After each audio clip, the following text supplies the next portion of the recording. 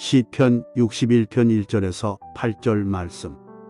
하나님이여, 나의 부르짖음을 들으시며 내 기도에 유의하소서. 내 마음이 약해질 때에 땅 끝에서부터 주께 부르짖으오리니 나보다 높은 바위에 나를 인도하소서. 주는 나의 피난처시요 원수를 피하는 견고한 망대이심이니이다. 내가 영원히 주의 장막에 머물며 내가 주의 날개 아래로 피하리이다. 셀라. 주 하나님이여, 주께서 나의 소원을 들으시고 주의 이름을 경외하는 자가 얻을 기업을 내게 주셨나이다. 주께서 왕에게 장수하게 하사 그의 나이가 여러 대에 미치게 하시리이다. 그가 영원히 하나님 앞에서 거주하리니 인자와 진리를 예비하사 그를 보호하소서. 그리하시면 내가 주의 이름을 영원히 찬양하며 매일 나의 소원을 이행하리이다. 아멘. 시편 61편 1절 8절 말씀 중심으로 땅 끝에 서 있을 때라고 하는 제목으로 오늘 여러분들에게 하나님의 말씀을 증거하도록 하겠습니다. 우리 속담에도 사면초가라고 하는 말이 있는데, 땅 끝에 서 있을 때라고 하는 이 주제가 또 이 속담을 생각나게 합니다. 몇 년 전에 TV조선 인생 다큐 마이웨이에서 서수남 장로님의 파란만장한 그의 인생사가 방영됐던 적이 있었습니다. 서수남 장로님은 한때 유명한 가수로 활동하셨던 분이지요. 저도 학생 때 이분이 불렀던 그런 노래를 따라 부르곤 했는데, 이분에게는 여러 곡의 히트곡이 있습니다. 그 중에 과수원길, 동구밭 과수원길 시작하는 노래지요. 또 동물농장, 닭장에는 암탉이, 외양간에는 염소가, 이런 가사로 불려지는 노래지요. 전 국민이 즐겨 부르던 애창곡이기도 했습니다. 그런 그에게 어느 날 뜻하지 않는 사건이 터집니다. 2000년 어느 날, 지금으로부터 20년 전이지요. 아내가 10억의 빚을 남기고 잠적을 해버린 겁니다. 그때 서수남 장로님은 노래 교실로 한참 주가를 올리고 있을 때인데, 채권자들이 노래 교실로 찾아와 돈 갚으라고 재촉할 때까지 전혀 몰랐다고 했습니다. 하루아침에 채권자에게 모든 재산이 다 넘어가고 오갈 데 없자 살던 집에서 1년만 더 살게 해달라고 부탁했지만 그것마저도 거절당하고 쫓겨나와 이곳저곳으로 전전긍긍하며 살았다고 했습니다. 그러던 와중에 미국으로 시집을 간 딸의 소식을 병원 측으로부터 긴급하게 연락을 받았는데, 당신 딸이 위급하니 빨리 미국으로 들어오라는 것이었습니다. 비보죠. 그래서 황급히 티켓을 구입해서 출발하려고 하던 중 다시 연락이 왔는데, 들어올 필요 없게 됐다고. 딸이 사망했으니 들어올 필요가 없다. 딸의 유고를 비행기로 보낼 테니 공항에서 찾아가라는 연락을 받게 된 겁니다. 그래서 비행기로 그래서 장로님은 공항에서 딸의 유고를 찾지요. 그리고 그 유고를 안고 돌아오면서 많이 울었다고 했습니다. 그러면서 그가 고백하기를 지금까지 살아오면서 내 마음을 가장 아프게 했던 순간이고 그리고 가장 슬펐던 순간이었다고 했습니다. 오늘 우리는 시편 61편 1절에서 8절까지의 말씀을 읽었습니다. 본 시의 내용이 심상치 않습니다. 그도 그럴 것이 본 시는 다윗 왕이 사랑하는 아들 압살롬이 반역을 일으키자 급히 피난길에 올라 망명 생활하던 중 쓰여진 시이기 때문에 사실 이 내용이 심상치는 않습니다. 그래요. 이 본시를 기록할 당시 다윗은 기막힌 일을 겪고 있는 겁니다. 그것도 아들로부터 말입니다. 아들 압살롬이 아버지 상대로 반란을 일으킨 거예요. 이에 12지파 가운데에 10지파가 이 반란에 합세를 합니다.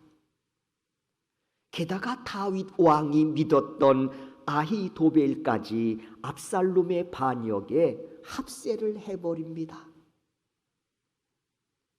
이에 아들 압살롬은 자신이 쿠데타의 그런 성공을 알리기 위해서 백주 대낮에 아비의 후공들과 동침까지 하는 만행을 저지르지요.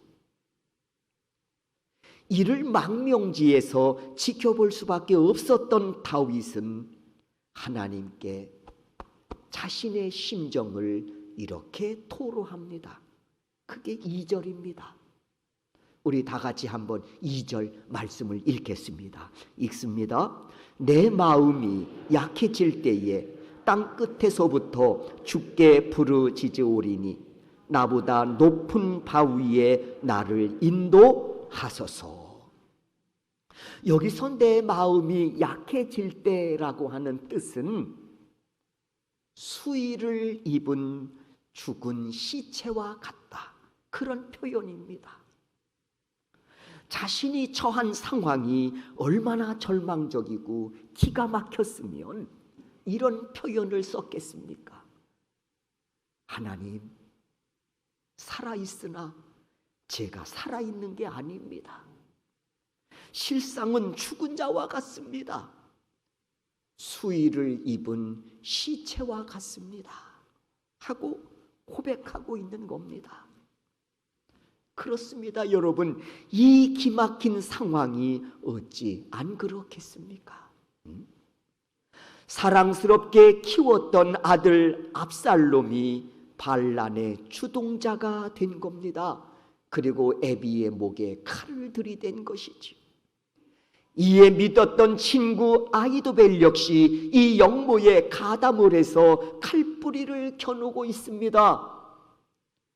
어제까지만 해도 충신이었는데, 어제까지만 해도 친구였는데, 영모의 가담에서 오늘은 내 목에 칼을 들이대고 있다는 겁니다. 그리고 백성들마저 등을 돌려 12지파 중에 10지파가 이 반란에 가담을 했습니다. 다윗에게 있어 이 모든 상황은 분명 땅끝이었습니다. 그런데 이런 상황 속에서 반전이 일어납니다. 다윗이 비장의 무기를 꺼내 들었기 때문이었습니다. 바로 기도였습니다. 1절을 한번 보시지요. 하나님이여, 나의 부르짖음을 들으시오며 내 기도에 유의하소서. 여기서 유의하소서라고 하는 뜻은 뭔고 하니, 하나님, 저 기도하겠습니다. 그러니 내 기도에 주의 깊게 들어주세요. 그런 뜻입니다.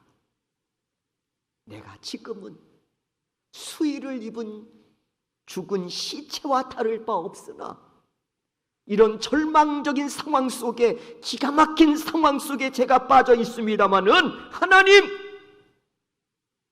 이 상황을 딛고 제가 기도하겠습니다. 그러니 하나님, 내 기도에 주의 깊게 들어주세요. 그게 1절의 내용입니다. 그렇습니다. 지금 다윗 왕이 겪고 있는 상황은 등불로 치자면 다 꺼져버렸습니다. 그리고 구름이 올라오고 있는 그런 절망적 상황이었습니다. 그런데 그때 다윗은 자신이 지니고 있는 가장 강력한 무기, 지금까지 사용하여 백전백승을 거두게 했던 무기, 기도를 다시 꺼내 듭니다. 그리고 이때 드리는 기도의 내용은 하나님, 반드시 이 쿠데타를 정리해 주심으로 승리케 하실 것을 믿습니다. 고백이 드려진 기도였습니다. 그래서 1절에 이렇게 시작하고 있는 겁니다. 하나님이여, 나의 부르짖음을 들으시오며 내 기도에 유의해 주세요. 하나님, 지금 제 상황 아시지요? 그러니 주의 깊게 들어주세요 하면서 그의 기도는 2절로 이어지고 있습니다. 2절입니다. 다 같이 한번 이 말씀도 함께 읽겠습니다. 읽습니다. 내 마음이 약해질 때에 땅끝에서부터 주께 부르짖으오리니 나보다 높은 바위에 나를 인도하소서. 그렇습니다. 다윗은 지금 자신이 처한 상황으로 인하여 약해져 있다고 고백하고 있습니다. 마치 수의를 입은 시체와 같은 그런 존재가 되었다고 고백하면서 자신이 처한 이 상황을 땅끝이라고 표현하고 있습니다. 그러면서 그가 고백하기를, 하나님은 나의 높은 반석이 되시오니 땅끝에 서 있는 나를 높은 반석, 그것으로 인도해 주십시오 하고 부르짖어 기도하고 있습니다. 사랑하는 우리 소명교회 성도 여러분, 오늘 이 본문에서 말입니다. 높은 바위로 나를 좀 인도해 주십시오 하고 다윗이 지금 고백하고 있는데, 이 반석이 다윗에게는 어떤 의미였을까요? 여러분은 반석하면 떠오르는 이미지 있으시지요? 여러분도 보통 대부분, 저도 마찬가지입니다마는 반석하면 절대 흔들리거나 무너지지 않는 견고함, 뭐 이런 의미가 생각나지 않겠습니까? 그러므로 나를 높은 반석 위로 인도하옵소서라고 하는 기도는, 하나님, 당신은 나를 지금까지 높은 반석으로 인도하심으로써 절대 흔들리거나 주를 향한 내 마음이 무너지지 않도록 지켜주셨습니다. 그리고 하나님은 지금도 이 절망적인 상황 속에서도 나를 요동치 않도록 높은 반석으로 인도하여 주실 터이니 나 또한 이로 인하여 흔들리거나 무너지지 않겠습니다 라고 하는 이 고백이 2절 속에 담겨져 있는 다윗의 신앙입니다. 여러분, 신앙인으로서 참 멋진 고백 아닙니까? 참 멋진 고백 아닙니까? 그런데 다윗의 고백은요, 항상 그래왔습니다. 다윗은 언제나 고난의 긴 터널을 지날 때마다 한결같은 고백으로 나는 하나님으로 인하여 요동치 않겠노라고 하는 그런 고백과 더불어 실제적으로 그는 그렇게 살았습니다. 이런 이야기가 있습니다. 충신은 언제 드러나는가? 나라가 태평성대를 누릴 때는요, 다 충신처럼 보입니다. 그리고 다 충신이에요. 그런데 정말 충신이 드러날 때는 나라가 난국에 처했을 때입니다. 그때 실제 충신이 드러나는 거예요. 우리의 믿음 또한 마찬가지 아닐까 싶습니다. 내 인생이 순풍에 돛달고 달려갈 때는 다 믿음의 사람처럼 보입니다. 또 그렇게 고백합니다. 그러나 진짜 그 믿음이 증명되어지는 순간은요, 내가 고난의 터널을 지날 때입니다. 그때 그 고난 속에서 내 믿음이 또 하나의 생명의 빛이 되어 그 어둠을 비춰 헤쳐나가는 동력이 되기 때문에 그렇습니다. 오늘 다윗 이 상황을 바라보면서 하나님께 고백합니다. 하나님, 살아있지만 제가 살아있는 게 아닙니다. 마치 저는 죽은 시체 위에 수의를 입힌 것과 같이 다를 바 없는 그런 지금 인생을 제가 살고 있습니다. 그러면서 나를 높은 반석 위로 인도해 달라고 그가 엎드려 기도하는 모습 속에서, 그 절망적인 상황 속에서 다윗의 믿음이 빛을 발하고 있다고 하는 것이지요. 오늘 본문 함께 우리가 읽었습니다마는 기막힌 상황입니다. 그러면서 그 기도의 내용을 살펴보면 다윗이 지금까지 어떤 신앙심으로 살아왔는지를 우리로 하여금 알게 하고 있습니다. 그리고 하나님은 언제나 그 기도에 응답하심으로 높은 반석 위로 인도하셔서 그를 더더욱 견고하게 세워주셨지요. 이에 다윗은 고백합니다. 시편 40편 1절입니다. 내가 여호와를 기다리고 기다렸더니 귀를 기울이사 나의 부르짖음을 들으셨도다. 여기서 들으셨다고 하는 말은 응답하셨다는 말씀까지 포함된 고백입니다.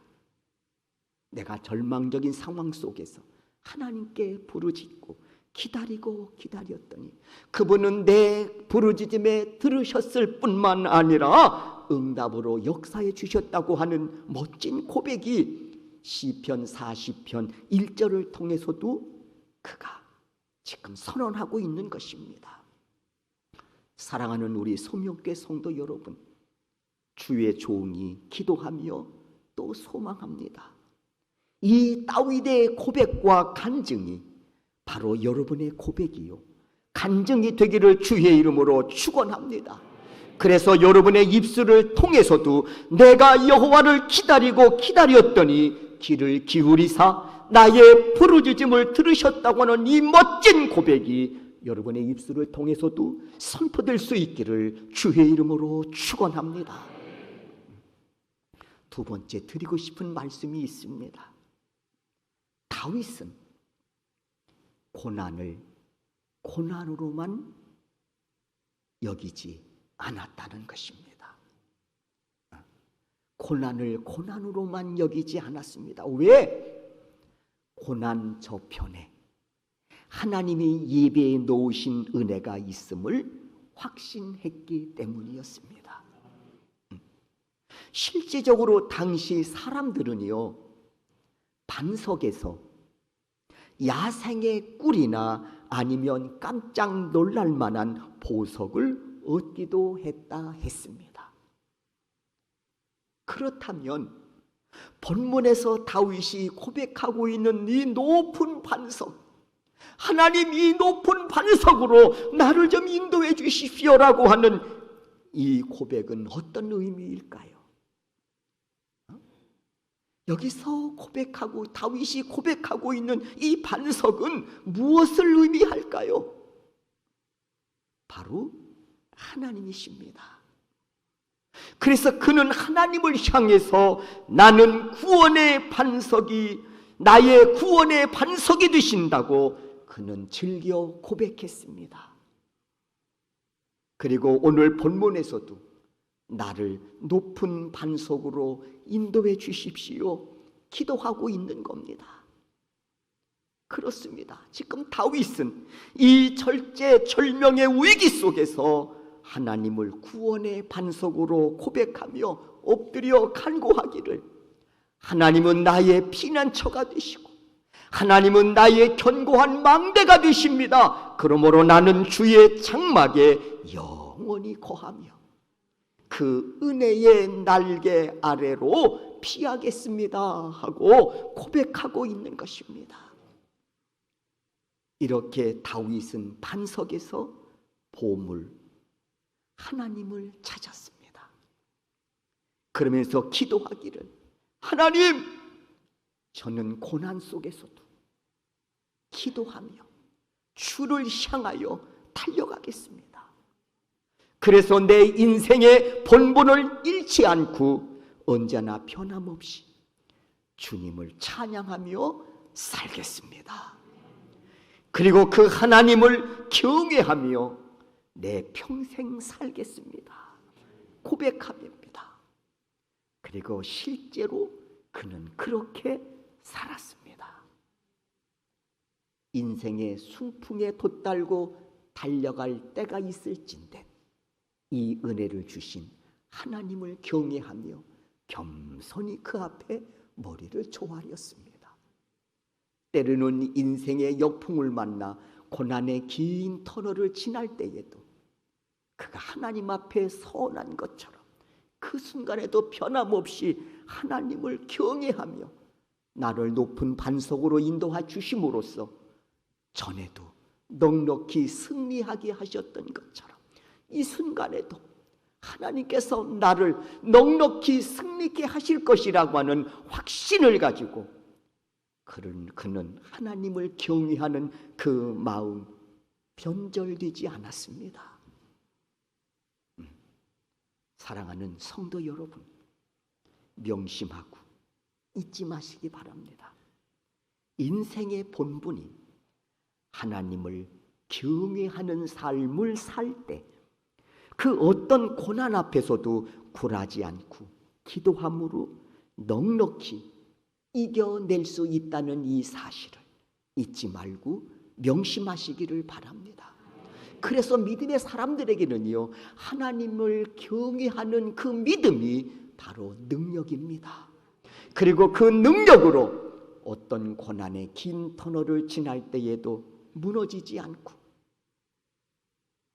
나를 온전케 하시는 하나님을 향하여 달려가는 우리의 발걸음이 좌로나 우로나 치우침이 없도록 인도하는 바로 힘이고 능력임을 믿습니다. 그리고 그 고난 속에서 보석보다 귀하신 하나님을 반드시 만나게 될 것입니다. 사랑하는 성도 여러분, 그 하나님은 지금도 하나님을 경외하는 자를 찾으시고 예배에 놓으신 은혜를 부어주시려고 기다리시고 소망하고 계심을 믿습니다. 그 은혜의 주인공이 바로 여러분이 되시기를 주의 이름으로 축원합니다. 그 은혜는 분명 우리의 삶을 빛나게 하실 겁니다. 그리고 보석처럼 귀히 여기시고 값지게 쓰여지는 바로 은혜가 바로 하나님이 예배해 놓으신 그 은혜의 현장에서 이루어지게 될 줄로 믿습니다. 요셉처럼 말입니다. 사랑하는 성도 여러분, 다윗을 통해 역사하셨던 하나님은 오늘도 살아계셔서 그렇게 우리의 삶 속에서 역사하시기를 기뻐합니다. 주의 종이 소원하며 기도합니다. 여러분 모두가 이 은혜의 주인공이 되실 수 있기를. 그래서 무슨 일을 만나든지 그 일을 마무리할 즈음에는 이것이 나의 간증이고 이것이 나의 찬송이라고 하는 멋진 고백이 여러분의 입술을 통해서 선포될 수 있기를 주의 이름으로 축원합니다. 사랑